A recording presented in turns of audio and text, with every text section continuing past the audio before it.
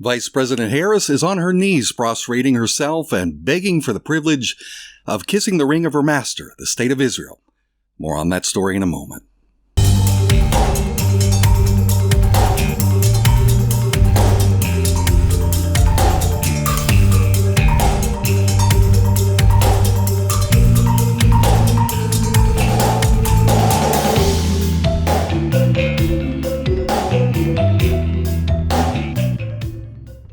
I'm Jake Morphonios with the Blackstone Intelligence Report. This past week, Vice President Kamala Harris visited George Mason University in Northern Virginia.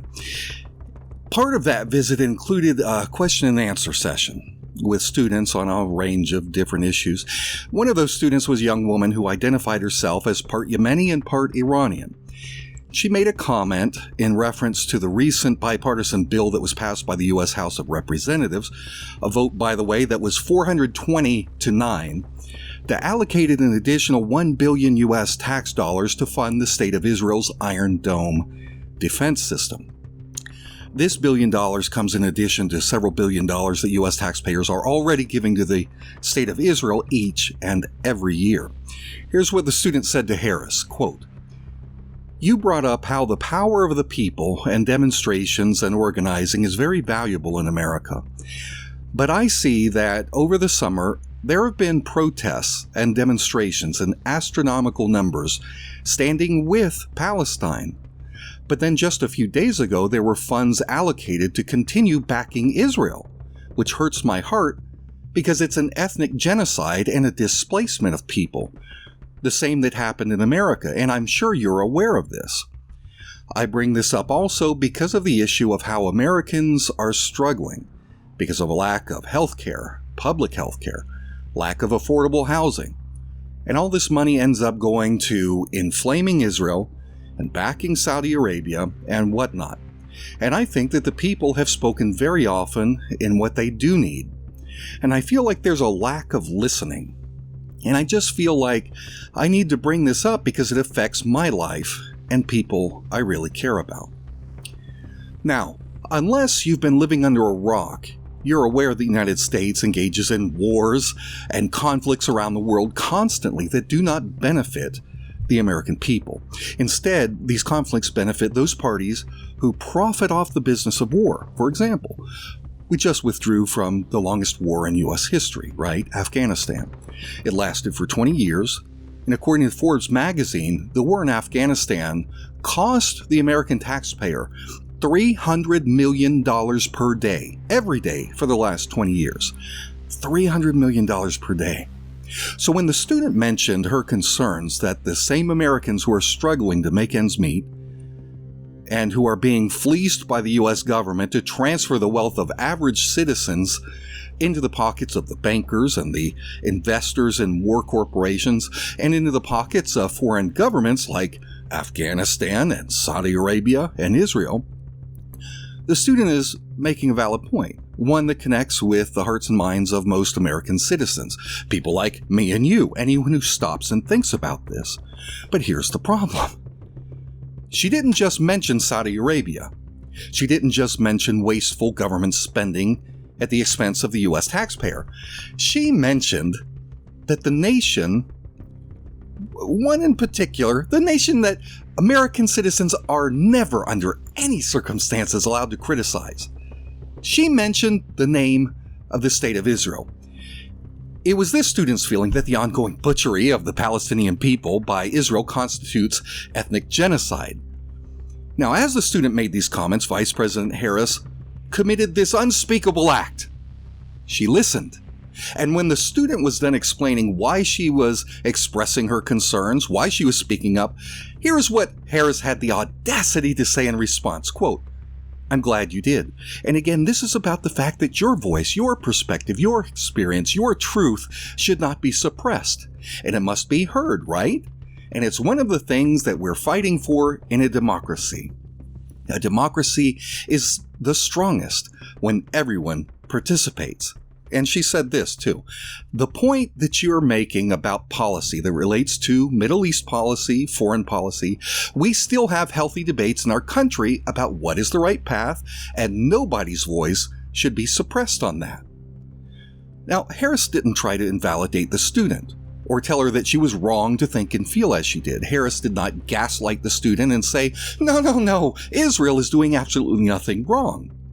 Harris simply let the student have her opinion and said that America believes that in a democracy we have a free exchange of ideas. This is not the position of the Zionists, however. Whether we're talking about Israeli Zionists or American Zionists, Jewish Zionists or non-Jewish Zionists, the consensus among Zionists is that any criticism of Israel is anti-Semitic and must be silenced, must be censored, must be punished. And that's because Zionism isn't compatible with free speech or with American values. Zionism is a twisted political ideology that employs the brutal tactics of collective punishments against any individual who dares express anything but complete intellectual submission to the Zionists and their agendas. And because the Zionist lobby in America is so incredibly well-funded and powerful, they almost always get what they want, which is the full and complete subservience of their opponents. Actor Mark Ruffalo, the guy who plays Hulk in the Avengers movies, he learned this lesson back in May when he tweeted criticisms of Israel in the midst of a large-scale Israeli operation that was in the process of killing hundreds of Palestinian civilians. On May 24th, he published an apology. He wrote, quote, "I have reflected and want to apologize for posts during the recent Israel-Hamas fighting that suggested Israel is committing genocide. It's not accurate. It's inflammatory, disrespectful, and is being used to justify anti-Semitism here and abroad. Now is the time to avoid hyperbole." Now here's the thing. Ruffalo hadn't said anything about genocide. Here's what he had actually written, quote, "Over 30 children killed, mothers dead, hundreds injured. We are on the brink of a full-scale war. Sanctions on South Africa helped free its black people. It's time for sanctions on Israel to free Palestinians."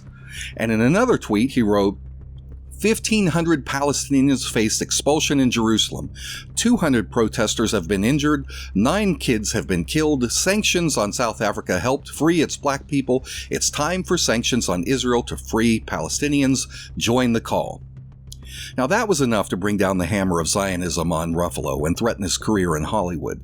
He hadn't even said that Israel was committing genocide, but he apologized for it like a beta cuck anyway. Why? Because when you criticize Israel for things that they are actually doing, the Israeli lobby kicks into high gear. It wages an unrelenting propaganda campaign to gaslight you and the rest of the public, telling you to deny the clear and convincing evidence that's right before your eyes, to shut the hell up, or face social and financial ruin by being beaten to death with the ultimate tool of destruction, the false accusation of anti-Semitism. So if the Zionist lobby can destroy a major Hollywood celebrity for things he didn't actually say, do you think they have any doubts about their ability to destroy a lowly, no-name college girl of Yemeni and Iranian descent who had the courage to speak her mind about Israel's ongoing genocide of the Palestinian people? Of course not. Sure, the lobby will call her an anti-Semite for her remark, but let me share some cold, hard truth with you. About 1/4 of American Jews believe that Israel is an apartheid state and that it is committing genocide against the Palestinians. I'll prove it to you. In June of this year, 1 month after the comments made by Ruffalo, the Jewish Electorate Institute conducted a poll of hundreds of Jews on this very subject. The institute is, quote, "an independent, nonpartisan organization dedicated to deepening the public's understanding of Jewish American participation in our democracy." The leadership of the organization is Jewish, so these are not anti-Semites. So in their June poll, they asked a number of questions of American Jews, including this one. Do you agree that Israel is an apartheid state? 25% of American Jews agreed that it is an apartheid state, and another 22% thought it was possible that Israel was an apartheid state. In other words, 47% of American Jews polled believe that Israel is or might be an apartheid state, compared to the 52% who disagree. Next question. Do you agree that Israel's treatment of Palestinians is similar to racism in the United States? 34% of American Jews agreed. And another 16% thought it was possible. So that adds up to 50% of American Jews who think that Israel is or might be engaging in systemic racism toward the Palestinian people, compared to the 50% who disagree. Final question. Do you agree that Israel is committing genocide against the Palestinians? 22% of American Jews agreed that Israel is committing genocide against the Palestinians, and another 16% said they considered it a possibility. So in other words, 38% of American Jews either agree with the college student or consider her statement about Israel committing genocide to be a possibility. While the majority of American Jews don't believe that Israel is committing genocide, nearly 40% of them believe that it is or might be committing genocide. So if the hardcore Zionists say that the non-Jews are anti-Semites for agreeing that Israel is committing genocide, what do you think the label is that the Zionists throw at these significant percentages of American Jews who do believe that Israel is a racist apartheid state, that it is committing genocide? Well, they just call them self-hating Jews, and of course their voices don't count. Well, here is the truth. Rising generations of American Jews are not as devoted to the state of Israel as their parents and their grandparents. This rising generation is not as easily fooled by the fake history taught by the Zionist regime. They care about the rights of the Palestinians to live in peace and dignity and security. And these facts have the militant Zionists pissing their pants. They know that their power is waning. And as more corporations like Ben & Jerry's begin to boycott or divest from Israel over its apartheid and its human rights abuses toward the Palestinians, we see the extreme right-wing supporters of Israel, the Likudniks, lashing out with more and more desperation. Yeah, sure, they still hold dramatic power in America. VP Harris and her staff are scrambling to reassure the Anti-Defamation League and these other right-wing Zionist lobby groups of her unwavering support for Israel, which of course is a testament to the reality of the Zionist continued grip around the throats of America's political leaders. But that grip is loosening. The Zionists know it. Because of that, I sleep better at night. To the young woman at George Mason University who had the courage to speak truth to power, you have my respect and the admiration of hundreds of thousands of people around the world. We need more voices like yours. So hold the line, hold the line, hold the line. Thank you, folks, for listening today. If you'd like to make a donation to support Blackstone Intelligence Reports, you can visit paypal.me/BlackstoneIntel, or you can become a monthly sponsor of my work at patreon.com/BlackstoneIntel. Letters or other donations can be sent to Jake Morphonios, P.O. Box 1333, Kernersville, North Carolina, 27285. Thank you for watching. For Blackstone Intelligence, I'm Jake Morphonios.